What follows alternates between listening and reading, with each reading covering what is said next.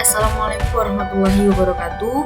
Perkenalkan kami dari kelompok 3, kelompok pengetahuan lingkungan yang beranggotakan 1. Iva Yuni Rahmawati dengan nomor induk mahasiswa 1262008206139. Yang kedua yaitu Syafira Rahmadani dengan nomor induk mahasiswa 1262008202079. Dan yang terakhir Zahwa Merah Haturanda dengan nomor induk mahasiswa 1262008202081. Di sini kami dari kelompok 3 akan menjelaskan mengenai tentang sumber daya pantai dan laut.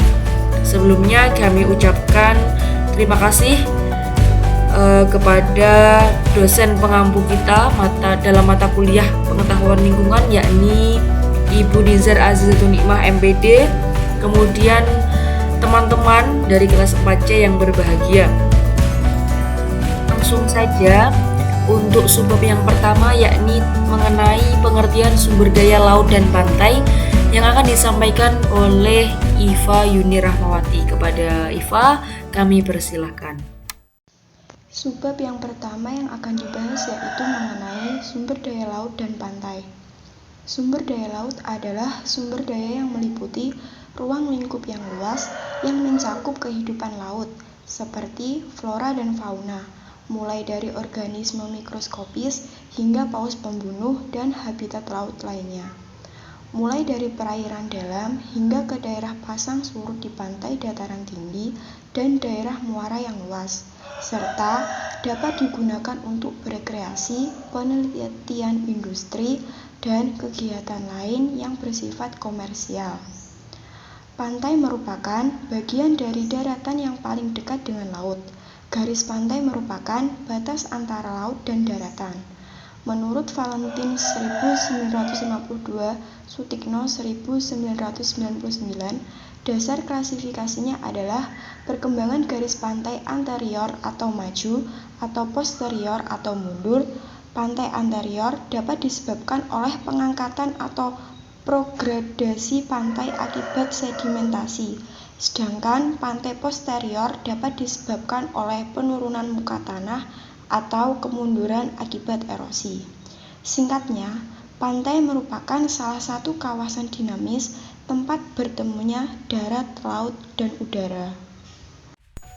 Baik, untuk subbab yang kedua, yakni tentang potensi sumber daya pantai, yang akan disampaikan oleh saudara Iva Yuni Rahmawati. Kepadanya kami persilakan. Subbab yang kedua yaitu mengenai potensi sumber daya pantai. Potensi sumber daya alam pesisir meliputi 1. Sebagai hutan bakau. 2. Sumber garam laut. 3. Ada banyak rumput laut dan lamun dalam jumlah yang sangat banyak di perairan dangkal. 4. Ada banyak pohon kelapa yang dapat dimanfaatkan baik buah, daun, dan batangnya, serta mencegah abrasi yang disebabkan oleh gelombang air laut.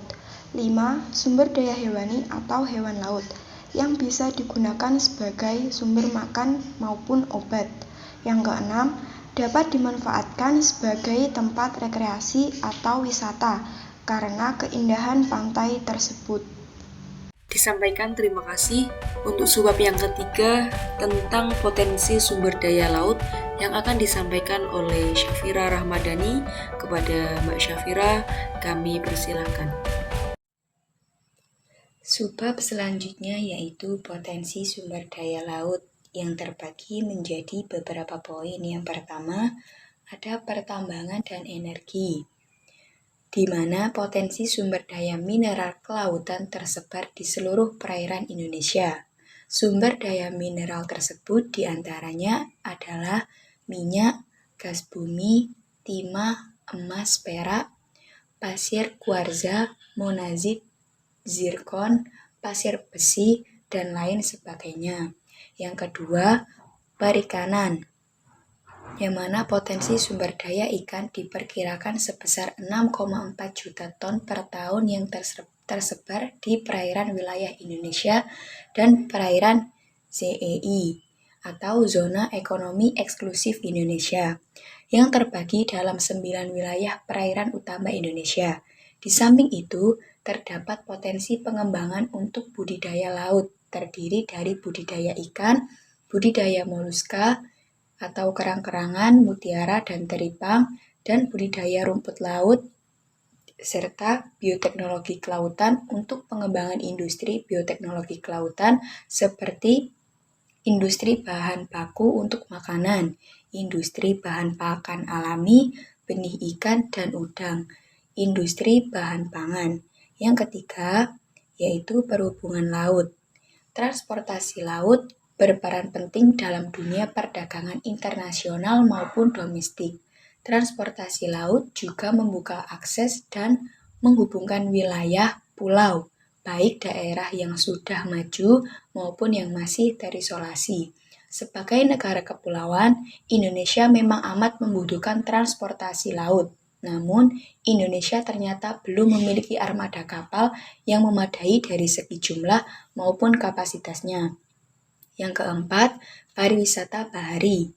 Indonesia memiliki potensi pariwisata bahari yang memiliki daya tarik bagi wisatawan. Selain itu juga, potensi tersebut didukung oleh kekayaan alam yang indah dan keanekaragaman flora dan fauna. Misalnya, kawasan terumbu karang di seluruh Indonesia, yang luasnya mencapai 7.500 km dan umumnya terdapat di wilayah taman laut. Selain itu juga didukung oleh 236 jenis ikan hias di sekitar terumbu karang, biota langka, dan dilindungi. Kepadanya kami ucapkan terima kasih. Untuk subbab yang keempat masih disampaikan oleh Saudara Syafira Rahmadani tentang pengelolaan sumber daya pantai yang ada di Indonesia. Kepadanya kami persilakan. Selanjutnya yaitu pengelolaan sumber daya pantai di Indonesia. Kondisi fisik yang baik pada biota laut memerlukan pengendalian khusus. Mengelola sumber daya alam dan lingkungan, terutama sumber daya perikanan dan kelautan, merupakan hal yang kompleks. Kompleksitas tidak hanya terkait dengan sistem alam itu sendiri, tetapi juga dengan interaksi di antara mereka. Oleh karena itu, pemodelan pembangunan atau model building merupakan tulang punggung pengelolaan sumber daya pesisir dalam meneliti dan mengelola pengelolaan ekonomi sumber daya perikanan dan kelautan. Dengan posisi demikian, memperjelas bagaimana besarnya potensi perikanan yang berdampak terhadap penangkapan sumber daya tersebut tanpa mempertimbangkan kelestarian, perlindungan, dan keberlanjutan sumber daya. Artinya, bukan berarti masyarakat pantai tidak dapat menangkap atau memanfaatkan stok ikan, tetapi untuk konservasi dan keberlanjutan kehidupan biota pantai atau pesisir, aturan tersebut perlu disepakati oleh berbagai pemangku kepentingan seperti pemerintah, swasta, nelayan, dan masyarakat. Peraturan-peraturan yang diberlakukan untuk melestarikan stok ikan. Yang pertama, tidak menangkap ukuran ikan yang bisa ditangkap. Kedua, pemijahan ikan, pembiakan daerah pertumbuhan.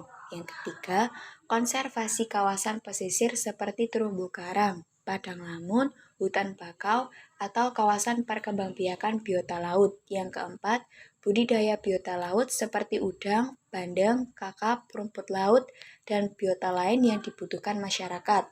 Yang kelima, mencemari garis pantai. Yang keenam, dilarang menebang hutan mangrove untuk tujuan apapun. Yang ketujuh, penaburan biota laut untuk penyimpanan di pantai atau kawasan lindung. Aturan-aturan tersebut dibuat untuk memudahkan pengelolaan sumber daya pesisir, menjadikannya berkelanjutan, memberikan kehidupan bagi masyarakat, protein bagi masyarakat, dan kesempatan kerja yang konsisten. Baik, disampaikan terima kasih kepada Mbak Syafira. Untuk materi selanjutnya, untuk subbab yang kelima, yakni tentang pengelolaan sumber daya laut yang ada di Indonesia yang akan disampaikan oleh saya sendiri. Baik, untuk selanjutnya yaitu materi tentang pengelolaan sumber daya laut di Indonesia. Peningkatan kebutuhan yang tak terbatas sering membuat tekanan yang sangat besar terhadap lingkungan dan sumber daya yang ada. Kejadian di laut di mana akibat kebutuhan ekonomi memaksa nelayan melakukan kegiatan tangkap atau menangkap ikan berlebih. Oleh karena itu, percepatan pembangunan ekonomi sudah selayaknya dibarengi dengan ketersediaan sumber daya dan lingkungan yang lestari. Di dalam pengelolaan sumber daya laut yang ada di Indonesia ini, kita kelompokkan menjadi 4. Yang pertama itu adalah sebagai pembangunan berkelanjutan. Maksudnya bagaimana? Jadi pembangunan berkelanjutan ialah mulai disuarakan dengan memberikan definisi sebagai pembangunan yang bertujuan untuk memenuhi kebutuhan generasi sekarang dengan tanpa mengabaikan kemampuan generasi mendatang untuk memenuhi kebutuhan hidupnya. Pengelolaan sumber daya laut perlu diarahkan untuk mencapai tujuan pendayagunaan potensi untuk meningkatkan kontribusi terhadap pembangunan ekonomi nasional dan kesejahteraan pelaku pembangunan kelautan khususnya, serta untuk tetap menjaga kelestarian sumber daya kelautan, khususnya sumber daya pulih dan kelestarian lingkungan. Untuk yang kedua, keterpaduan. Keterpaduan maksudnya sifat keterpaduan dalam pembangunan kelautan menghendaki koordinasi yang mantap atau yang berlebih, mulai tahapan perencanaan sampai kepada pelaksanaan dan pemantauan serta pengendaliannya. Keterpaduan juga dibagi menjadi beberapa sub. Yang pertama itu keterpaduan sektoral, yang kedua keterpaduan pemerintahan, yang ketiga keterpaduan spasial, yang keempat keterpaduan ilmu dan manajemen, yang kelima yaitu keterpaduan internasional. Yang ketiga yakni pengelolaan berbasis masyarakat. Maksudnya bagaimana sih? Jadi, pengelolaan berbasis masyarakat itu pembangunan termasuk dalam konteks sumber daya kelautan, seringkali meniadakan keberadaan organisasi lokal atau local organization. Meningkatnya perhatian terhadap berbagai variabel lokal menyebabkan pendekatan pembangunan dan pengelolaan beralih dari sentralisasi ke desentralisasi, yang salah satu turunnya adalah konsep otonomi pengelolaan sumber daya kelautan. Yang keempat yakni pengelolaan berbasis teknologi.